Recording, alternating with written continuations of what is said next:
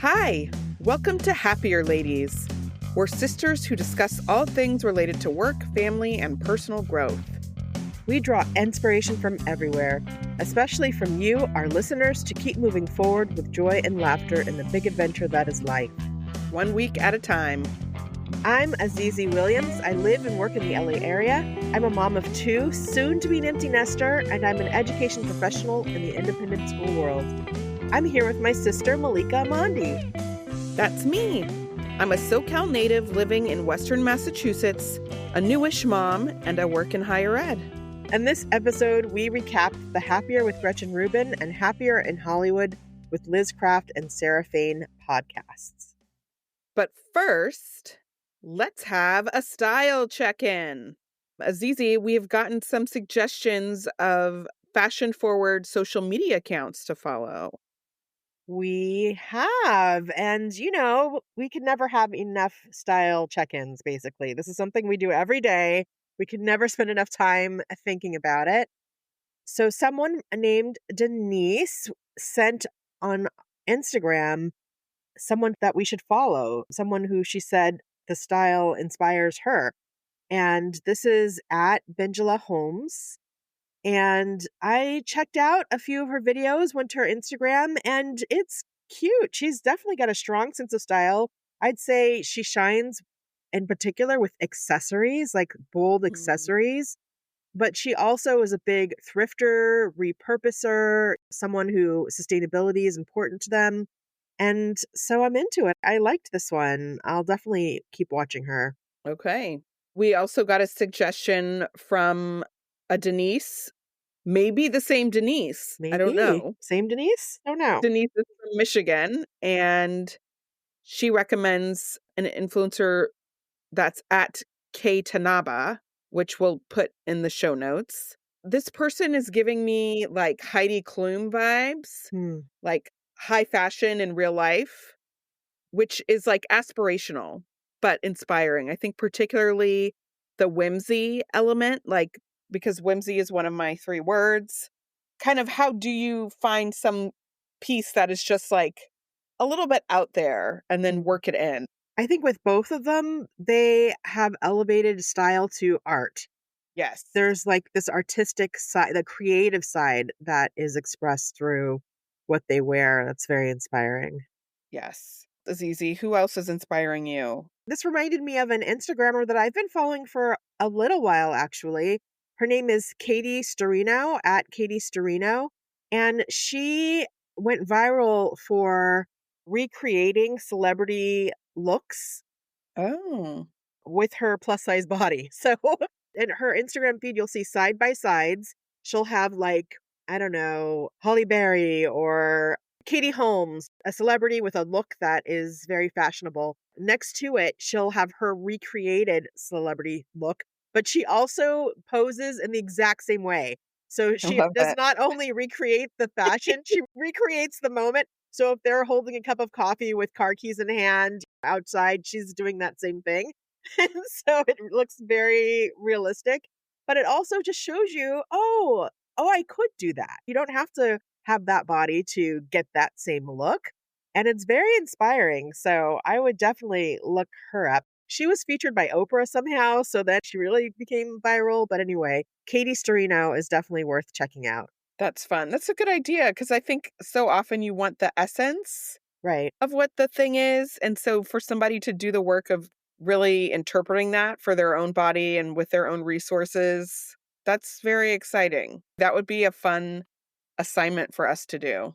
It would be a fun assignment because then you really do have to pay attention to the details. Yeah. And she's doing it clearly with not the budget that they are doing it and have, and it looks the same. So let's try this, Malika. Maybe that's a challenge for us to do. I would love to do that.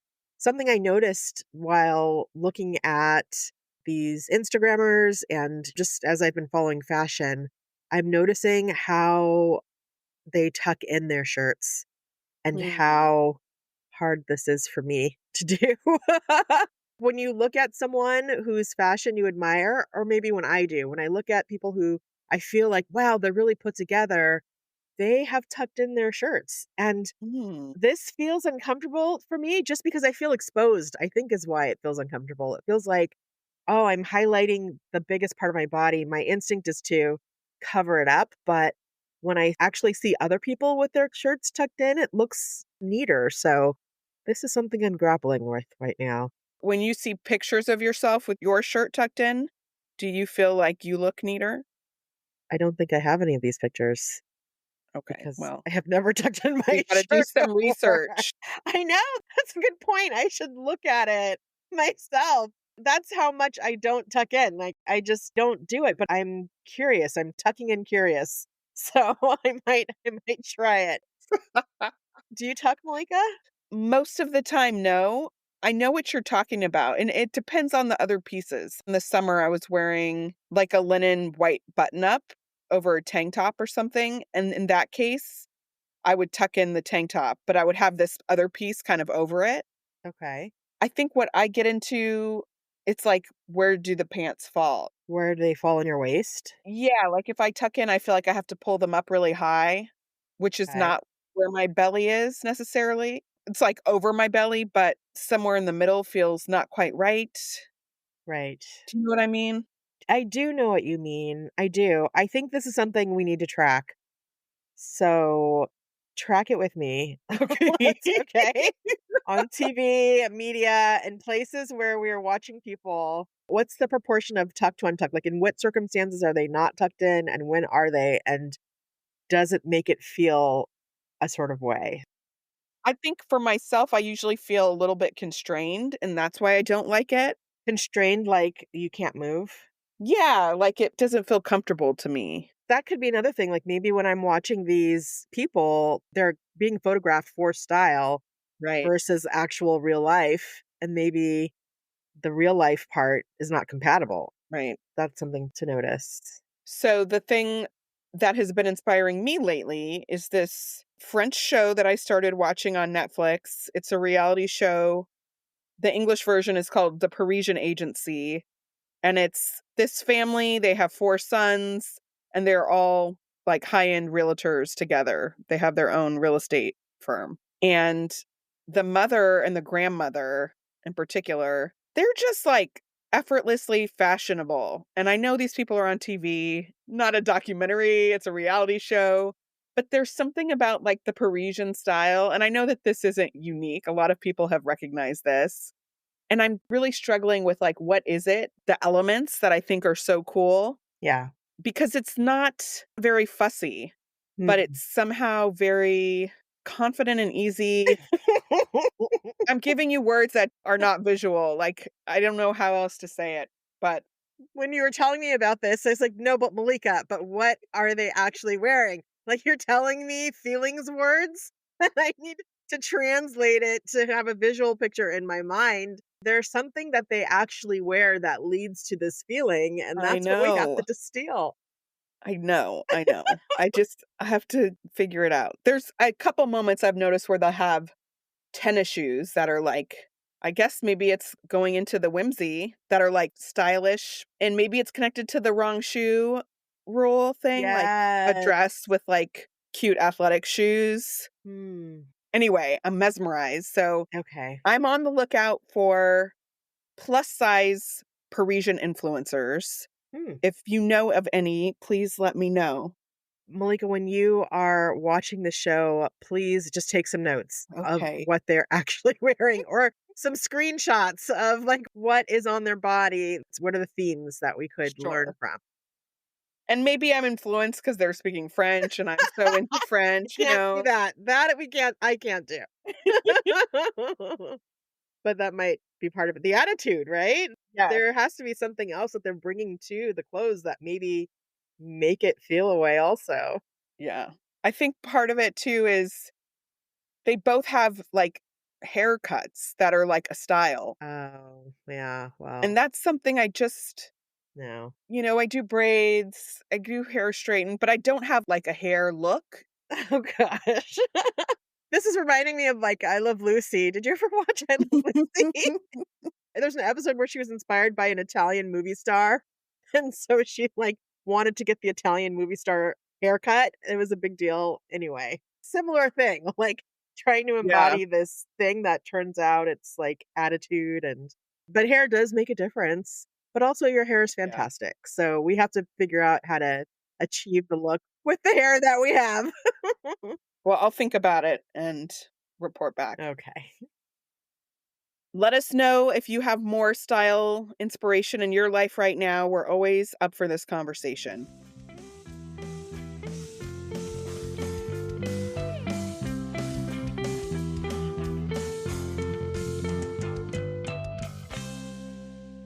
So, Azizi, what happened recently on Happier? Episode 520 and 521 were Ask Us Anything episodes where Gretchen and Liz answered listener questions. And more happier, Gretchen asked Liz questions about the fires in Los Angeles. I love these episodes because we get to ask each other some of the same questions. So here we go. Yay! Yay! It means it's an Ask Malika and Azizi. It's something that you ask Liz and Gretchen episode. So, Malika, have you ever had a department store lunch? I don't think so. I feel like maybe I got a coffee once at Macy's in San Francisco. Okay. I don't think that's a lunch. It wasn't a lunch, but there was like a cafe in there. Hmm.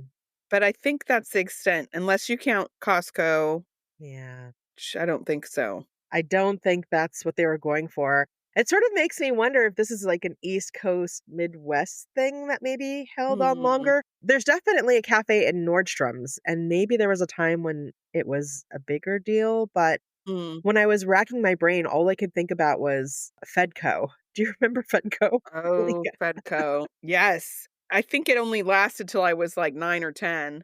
It turns out it went out of business, I think, in, like, 1995, so I did a little deep dive Okay, that track. because I was curious about Fedco. It was such a unique experience, not at all the department store vibe that they were talking about. It was No. strictly more the Costco vibe, but it was founded by 800 US Postal Office employees who wanted to leverage their buying power by purchasing goods Oh, directly from wholesalers and eliminate additional markup of retail stores. That's directly from Wikipedia, folks. Isn't that fascinating? I didn't know that. yeah. To get a membership, you had to be a federal employee, or I think students got memberships also. But what is interesting is that it predates Costco. And so it's Right. very similar. It was trying to do this kind of thing with this membership model and bringing cheaper prices by cutting out middleman. And I remember as a kid, it left such a big impression because there was just so much stuff in a Yeah. small space, just so many people, everything from vegetables to watches to just it had so many things there. I remember the color of the logo was like brown and orange, and I remember just like towering aisles that were very narrow with just lots of stuff Yeah, packed in. everything seemed so big and high, and there was food. There were places where like food stalls. I don't know. Was it a food market? Yeah, there was like a little food court, I think, Food court. That's what it was. around the registers. Yes. So I got lost in Fedco when I was Oh. maybe 5, and I had to make my way to someone who worked there, and they had announced mommy's name on the loudspeaker. Oh, I will never forget that. Maybe that's why it's a core memory for me is Mm, because of that moment. And then they filed for bankruptcy because literally Target and Walmart and Costco like came on the scene and yeah. just put them out of business. So now the Target is there in the location in Pasadena anyway. And I've also had lunch at the Target, but not the department store lunch that they speak of. So maybe this is something when we visit New York. Do they still have it? I don't know. I don't know either.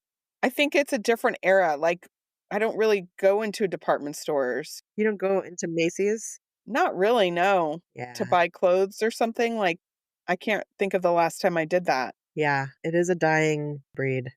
Well, that's depressing.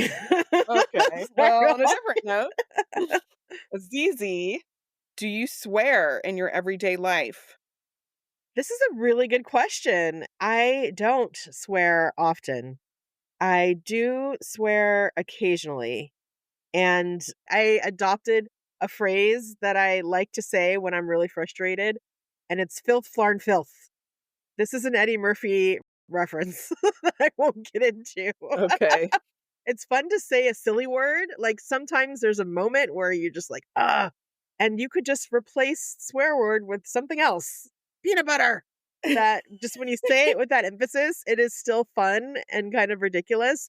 So sometimes I do that, but I don't usually swear. I swear rarely. And when I think back on it, like mommy and daddy didn't really swear either around us. Very rarely. Like if they did, you remembered it. What about you? Yeah, I think for me, it's totally about who I'm with. Hmm.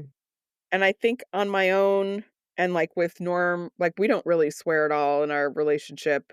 But when I'm with grad school people, Ooh. all of a sudden, that's just, like, the thing. So I think I'm just impressionable that way, like, Uh-huh. You're just like a chameleon, whoever you're around. whoever I'm around.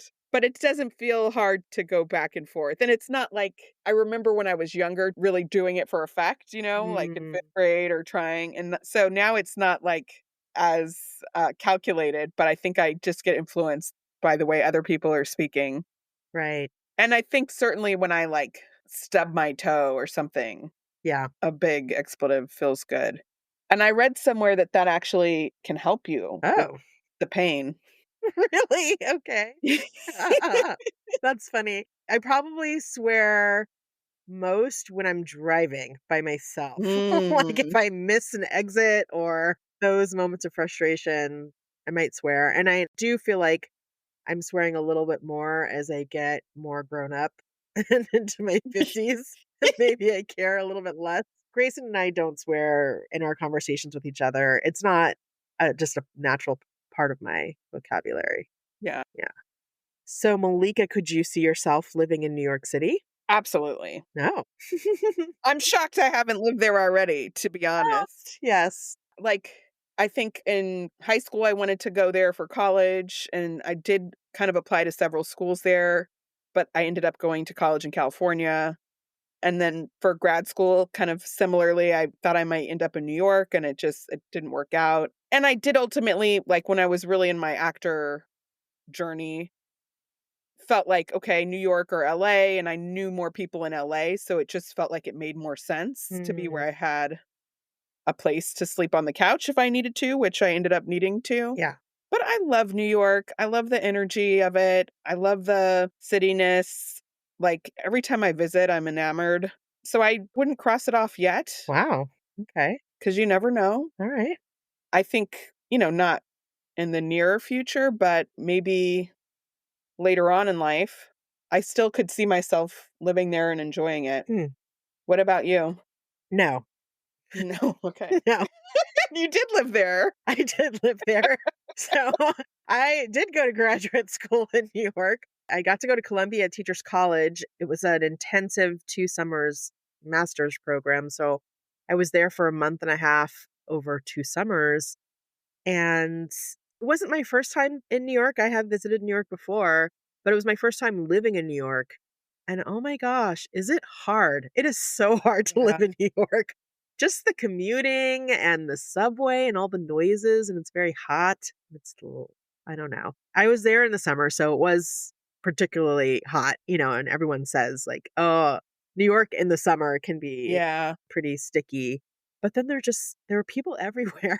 They were all over the place. They were everywhere. So many people. And by the end, each summer, I was so looking forward to getting in my car in LA, turning on the air conditioning, and just listening to my music and like having a little bit of space to myself. Mhm. So, it's physical. I felt like Yeah, walking around up and down stairs, it's good for you. It's very physical. And that was the part that started to wear on me after a while was just I miss some of the comforts that I enjoy in LA. That said, the culture was amazing. I realized, wow, I'm here. I need to really dig into it. And so I did do a lot of museums and things that were happening in the park. I live near Central Park. So that part I loved and I would love to visit again and, we'll definitely go back, but the living, that's hard.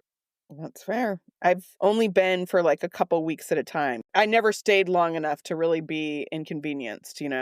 I'd say probably after about a month. And the thing was I was living there by myself and I thought, That's how do also people hard. do this with young children? It was Yeah, easier by myself, but if you have young children, that's true. I did go to New York with Indigo when he was 4 months yes. with Norm on a work trip, and I was really frustrated with, not being able to use the stroller in a lot of places or get into a park because there was only an accessible entrance on, like, one corner way on the other side. So that actually did kind of wear on me, and that was, like, just 2 days. Right. Yeah. But people do it. People do it. So many people do it, and Gretchen did it and does it, and, if we were living there, would be secrets we Mm. would learn, and we would learn how to navigate it, but it is a different language. Do you ever see yourself living in LA again? Oh, I don't know. Okay. I would love to. It feels, like, cost prohibitive, Yeah. and now that we have a house somewhere else where the cost of living is cheaper, it feels really, like, hard to imagine going smaller. Yeah. I don't know it's easy.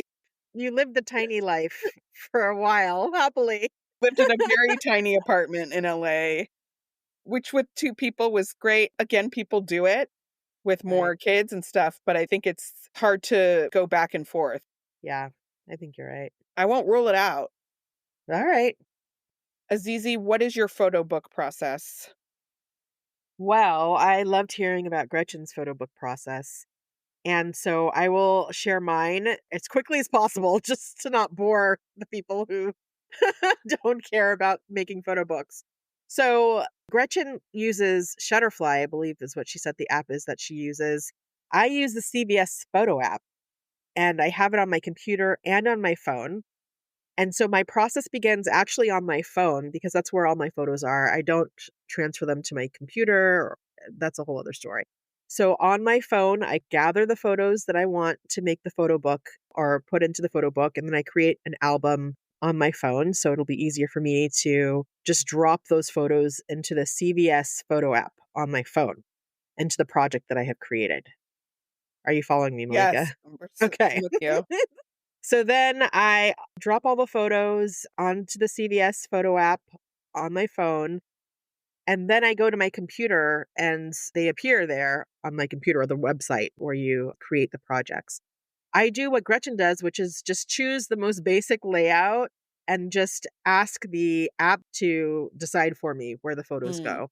And then I go in and make adjustments as needed. And I'll notice, oh, I need another one of these photos or I need to rearrange things. So I'll spend some time. And actually, that takes the most time because it's a little bit clunky, the rearranging, and things don't quite fit, or often they're not the right resolution. And so then you need to either find a new photo or make adjustments, edit, that kind of thing. So that's what takes up the most time. I also don't do captions. So once the photos have populated and I have them in the order I like, I'm done. And the reason why I use CVS is because often within hours, the photo book is ready from the store and I just go pick it up at my local CVS. And they always have coupons or buy one, get one free. It's the most affordable, easiest option. Like, I'm just blown away by how quickly you can get photos yeah. just down the street from you, or I will have it shipped to you if there's something that I want you to have. And then a few days later, it's there. So it's a relatively simple solution. I'm fairly certain the CVS photo app is not the most advanced or user friendly way to make a photo book, but it is the cheapest, fastest way to make a photo book, which we know is my jam. Yes. I like a band aid. We talked about before. So this is another place where I like a band aid. And just like Gretchen, I often am watching The Office as I am going through this process because it does take some time. But unlike Gretchen, there are no captions at any point in the process, which maybe I should reconsider. I think it's fine. I guess it depends on what you want it for. Like, you sent us a photo book of Thanksgiving and there's no captions, but we know all the people and we talk about it when we look at it with Indigo. So it's just like kind of an old school photo album, you know? Yeah, and I guess if it was just going to be passed down, like that's the only thing is Right. if anyone else is going to enjoy this photo book, they're not going to know who these people No. are. But that's not why I do it. So, right, we know all the people and we can tell the stories and brings great joy that way. So, that's my photo book process. Lovely. So a listener asked Liz and Gretchen, how do you work together and maintain a sisterly relationship? So, we've talked about this a little bit before. It feels like working together helps us maintain a sisterly relationship. Yeah, I love talking to you. Yeah. So that's the main point of this whole project was to get to talk to each other and just document the conversations we were already having. So, yeah, I think that does help the relationship. Although I will say, especially recently with all of the things that we've had to navigate with mommy and daddy, I like just calling you outside of our planning meetings also. Just like on my commute, just checking in with you and talking about not podcast things is also nice. And I feel like maybe for a while that slipped away in our busy lives. Yeah, I agree with you. And I also think since starting the podcast, we've just been in touch way more Yeah. and even on the non-podcast related things. Yeah. No, we talk more than we ever have in our lives. Like now. Even when you lived in the same city, we didn't talk this much. Yeah. So I think it's been great. I really enjoy it. And they support each other, Yeah. the podcast and our relationship. Yeah. Listening to Elizabeth talk about the fires in the More episode reminded me of a few additional special moments. We've talked about it, we've caught up, and this is definitely a part of our lives now, dealing with the aftermath of the Los Angeles fires. But there were a couple of notes that I wanted to share. One was this big benefit concert called Fire Aid, which happened, I think, about a week ago or a few weeks ago. Anyway, you can stream it now. They said they're gonna have it available for a year. It's 6 hours long. Wow. I happened to catch it. So many performers came together to contribute to this concert to benefit victims of the wildfires, and it was so special. The vibe was just so special. They were cutting back and forth between 2 different venues in Los Angeles, but in the one night, I heard Sting do a performance. I was singing at midnight with the Red Hot Chili Peppers. Stevie Nicks was there, just like talking about her house in the Mm, Palisades, and Olivia Rodrigo is there. It was just all of these performers bringing this energy of like really wanting to support gratitude, appreciation, love for Los Angeles. And it was the most beautiful thing. Of course, I didn't watch all 6 hours in one sitting. So there are a lot of performances that I didn't see, but now I want to go back and kind of have it on mm, and catch some of the performances. Like, I didn't get to see Stevie Wonder. There were a lot of other performances that I would love to watch now, but I highly recommend it. They also have swag. I might have to buy a t shirt. But yeah, definitely look out for that. And then the other thing that it reminded me of was the importance of knowing your neighbors. And Elizabeth talked about how she already had a text thread with her neighbors. And so then when this happened, they could just rely on that. mhm. And that was the same thing with mommy and daddy. We talked about they had a WhatsApp chat Yeah. for their neighborhood, and that saved them. And a while ago, I talked about how I didn't know my neighbors when I moved into the house that I'm in now, and how there was a minor incident that led me to realize the importance of knowing my neighbor. And so in this moment and during these fires, we texted each other back and forth.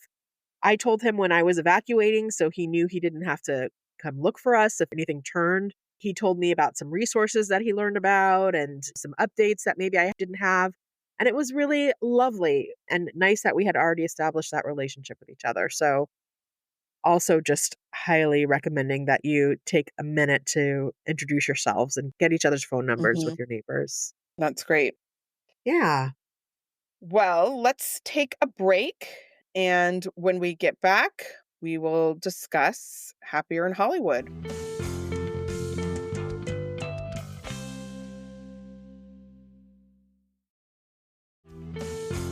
Azizi, how's your dinner game these days? Well, Malika, I used to struggle with what to cook for dinner. You're cooking now? Okay. Actually, my husband used to struggle with what to make for dinner. I mean, meal planning, grocery lists, yuck. But then we found Prep Dish. It's a weekly meal planning service that tells you exactly what to cook. And now they've partnered with Instacart, so your grocery list becomes a ready to go online cart. Oh, what's in your cart, Azizi? All of the Prep Dish ingredients, plus I can add energy drinks, chili crisp, lipstick, whatever, and check out in just a few clicks. Shopping online is so fun. The meals are family friendly, healthy, and super easy to prep. Dinner is easy to make, and now we look forward to new tasty meals. Prep Dish is offering our listeners 2 weeks free. Just head to prepdish.com/happierladies to sign up. Again, that's prepdish.com/happierladies. With a major selection of the looks your kiddos love starting at just $4 in the Walmart app, a new school year means a stylish new them. Who knew? Find skater skirts and Crocs that say, I'm casual but cool. Sparkly sneakers that say, it's my classroom, you're just learning in it. And preppy polos that say, I'm the teacher's pet, even if they're mommy's menace at home. Find their favorite styles starting at just $4 in the app. The Walmart you thought you knew is now new. Malika, what happened on Happier in Hollywood? On Happier in Hollywood, episodes 404 and 405, Sarah and Liz answered listener questions, and they discussed the importance of a dedicated workspace. In episode 404, a listener asked if there was any media that they were excited about for 2025. Is there any media that you're excited about, Malika? Yes. Well, it's interesting because I'm not following what's coming very closely. So I just don't know. I'm kind of just surprised by things when they show up on Netflix. Right. But that said, I was really looking forward to Severance, Apple TV, and we're in it now. And I don't know how much I like it now that Oh, we're in it. you're not looking forward to it anymore. But it was so anticipated. We waited for like 2 years, I think. And now I'm just confused. I don't know. I would love to talk to someone else who's watching this. It's a psychological thriller, and there was such a big cliffhanger, and now it's like, are they gonna keep dragging this out? Are we really getting to the bottom of Oh, anything? I'm not sure. right. Maybe I could just walk away now. I don't know. Ooh, okay. I'm looking forward to And Just Like That, because I'm a big Sex and the City franchise person. Mm. Also not a perfect show, but you know what? It's so fun. I love the fashion, and I'm here for those characters. And Top Chef. It does come around pretty much every year. Sometimes more than once a year, right? Seems like there's a lot of them. Are they on 50? I think they're on 22, 22. Okay. but it's fun. I usually end up watching it after it's already aired, and so I can just kind of binge it, and I really enjoy that. That show has never disappointed me. What about you, Azizi? Yeah, I don't follow things either that closely, and certainly not books or movies. But there are some things I'm looking forward to watching on TV. So one of them is called You're Cordially Invited with Will Ferrell and Reese Witherspoon. And I just love anything Will Ferrell does. Anything he does, I think I like.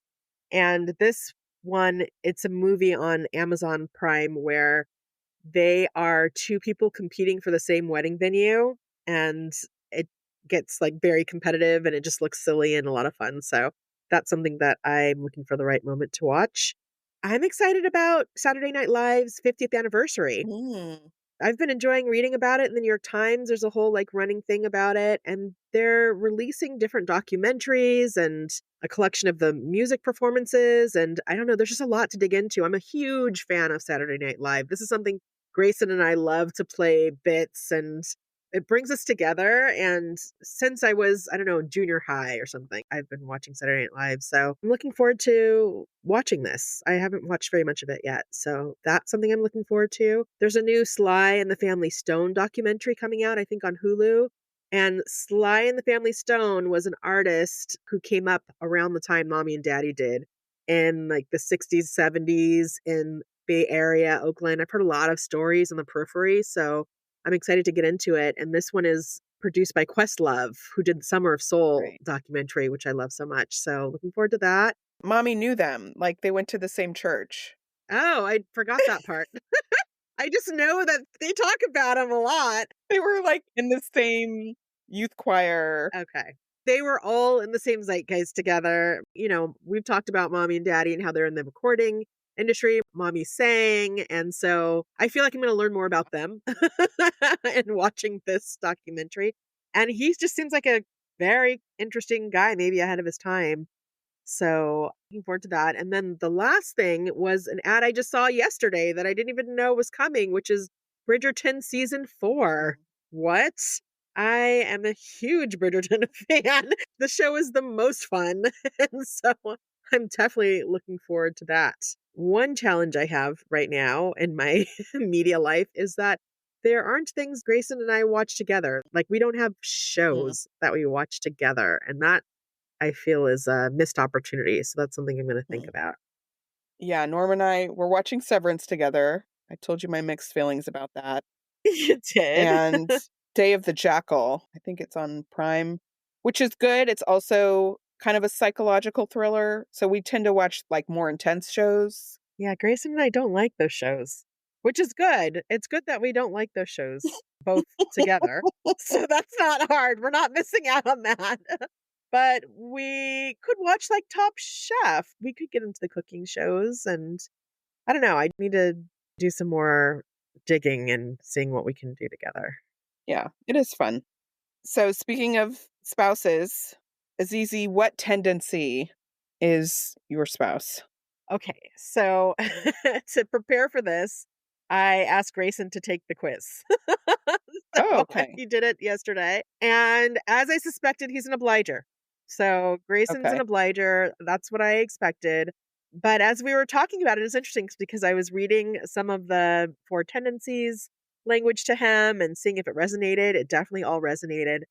But he can also, I think he can tip to rebel. But what it is obliger rebellion. I can see it Hmm. a mile away for him when it's coming on.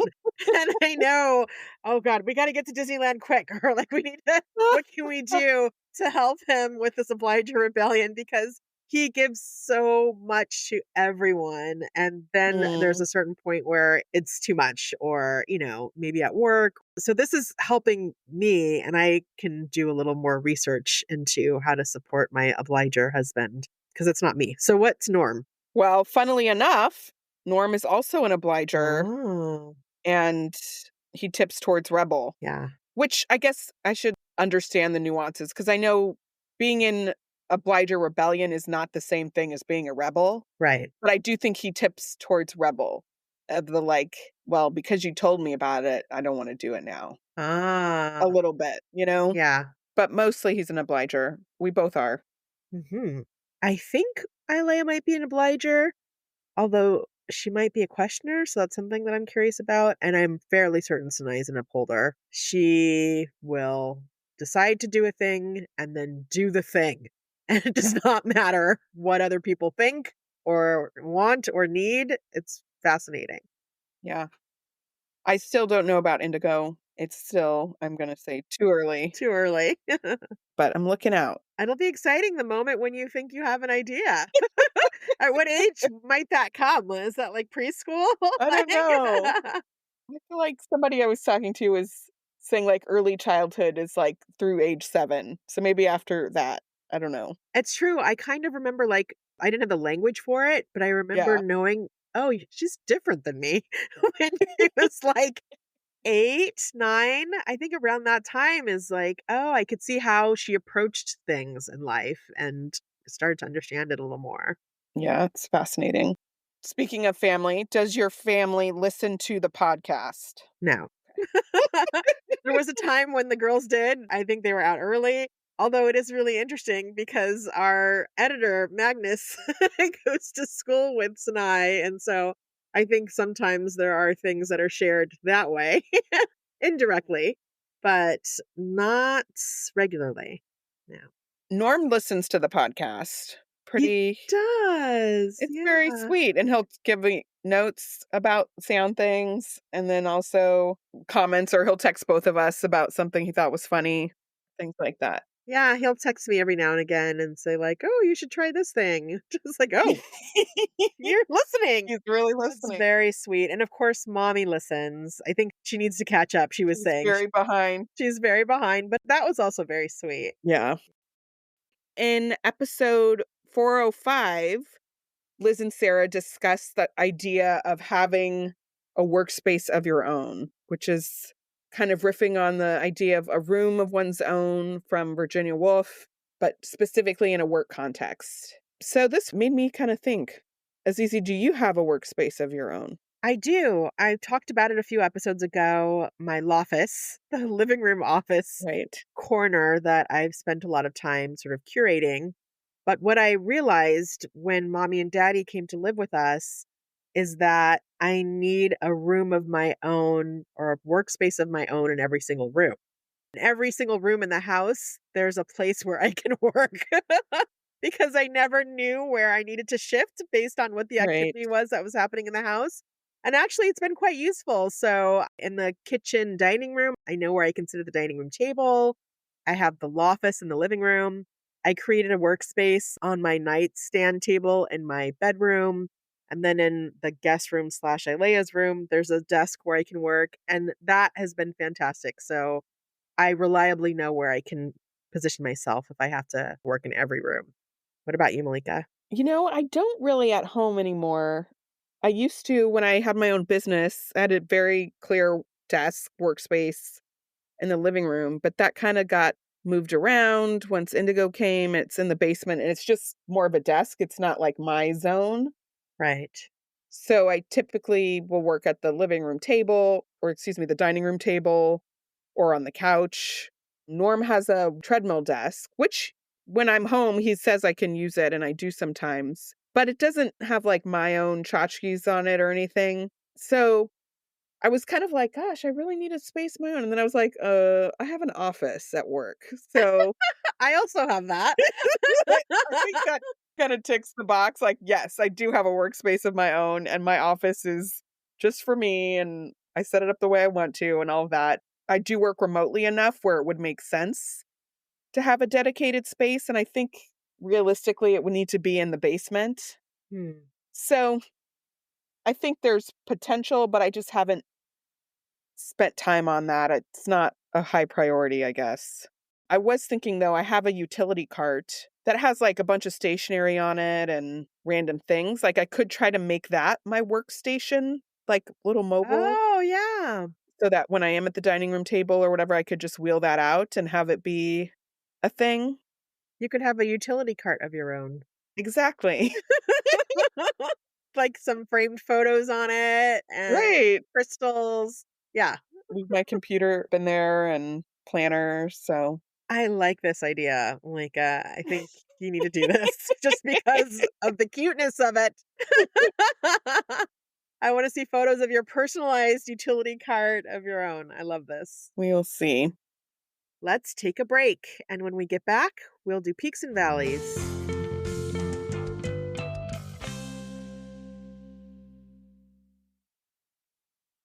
I'm always looking for ways to show my cat how much I love her. And with Fancy Feast gems, I can pamper her whenever I want with a savory gravy on top of a gourmet mousse pâté. The pyramid shape makes serving simple, so all I have to do is peel and plate to make mealtime feel extra fancy. And with 2 entrees in every pack, it's easy to turn every day into the extraordinary. Fancy Feast gems.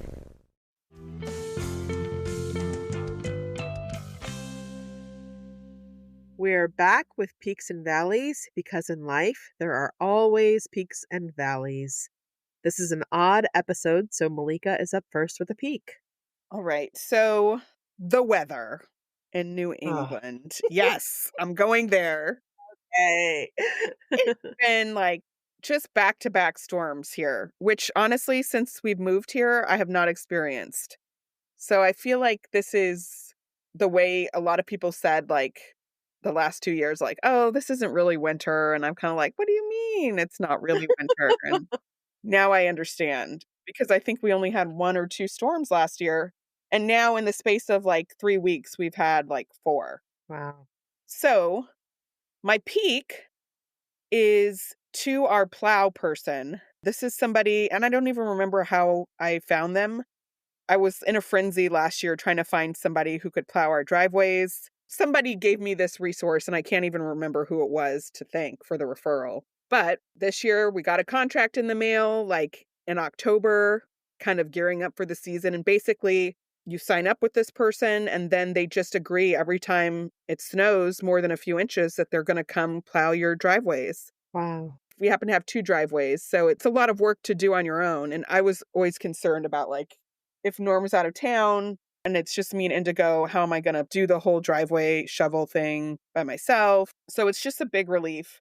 And then you pay them kind of as you go along or at the end of the season, Mm. but you don't have to arrange anything. They just come and Wow. they plow the driveways, they shovel the walkway, they, like, shovel up to your car, and it just reduces the work by so much. It's such a relief to know that you're gonna be able to get out of the house in the morning, and we had a storm last night, like, I heard them at 5:20, like, shoveling at the back Oh door, and my I was like, gosh. "Oh, okay, they're there early." But, like, what a great service, and I'm sure they're happy about all of the snow because they get more business. Hmm. I couldn't be more happy to write a check to somebody. Something you are so happy to not have to do. Exactly. Oh, I can't imagine it. I just can't imagine it. Are there 2 people? Is it more than 1 person who comes? They come as a It's a team. team. Oh, One person will do the driveways in their big pickup truck that has a plow on it, and the other person kind of hops out and does the shoveling. wow. So much work. And then you have to, like, take snow off of your car. You do. It's A wild. lot of Like, work. I see the value of a garage or a covered Oh, space. right. That's like Yeah. Yeah. hashtag goals to have a covered driveway. Yeah. But even Norm and I went out last night and it was snowing before we came home. It was like leaving the bar and then you got to brush off your car and do all this stuff before you can drive home. Just at any point. I will say I'm loving all the photos and videos of Indigo in the snow. He seems to really enjoy it. If he could drive a snowplow, it seems like he might Yes. do it. He doesn't know any better or different. Yeah. He would love to drive a snowplow. He looks really happy out there, bundled up. So cute. What's your valley, Azizi? Well, so Valentine's Day came and went, and It did. I put out no decorations. There was no heart-shaped wreath on the door. There were no, like, Valentine's Day books. I have a book of C's candies that I usually put out. None of that. I put out none of it. And in fact, I kind of got sick, not terribly sick, but the week of Valentine's Day, I got sick. And Grayson and I had made plans to go to a fancy dinner for Valentine's Day. Didn't do that. Stayed home, ordered food. And I don't know, it just didn't Mm. happen. And I'm not really upset about it. A lot of things happened in January that Yeah. made me lose momentum for this holiday and decorating and preparing. I did manage to have some things sent to the girls, something for Lance and I. So they got a little Valentine's Day something, but Grayson almost didn't. Mm. And what I did was I had to go out on Valentine's Day. I ended up working from home because I wasn't feeling well.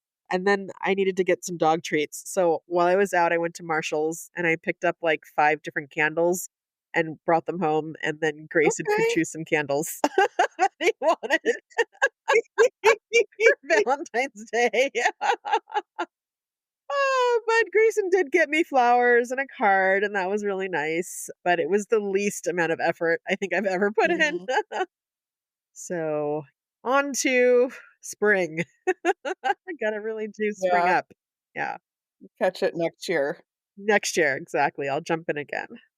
All right. Well, that brings us to the end. Azizi, let's leave on a happier thought. What are you going to try this week? I want to track my media. I want to write down these shows that I want to watch so I don't forget and maybe some notes on them. Just have a running list. What about you, Malika? I think I'm going to do that too. I'm not sure when Top Chef airs, and I think I want to try to watch it with everybody else this time. Oh, that's a good idea. Yeah. So I'm going to look that up. All right. Well, thank you for listening to this episode. You can find our show notes in the episode description. If you like us, please rate, review, and tell a friend. And don't forget to follow us. Send us a message at happierladies@gmail.com. Also, we have merch. Check out our link in our show notes.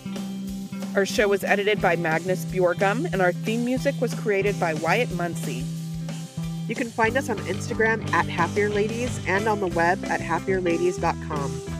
All right, Malika, have a happier week. Have a happier week, Azizi.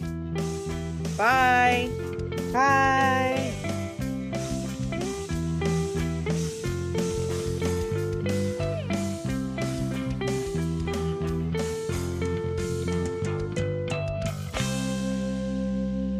We are back with our recaps. And first, we're going to recap Happier in episode 520. And we're going to. Let me ask you, Okay. Azizi. We do this We have every to, time. why didn't we put it in the scripts?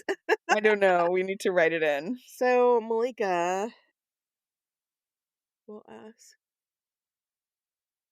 This podcast is part of the Sound Advice FM network.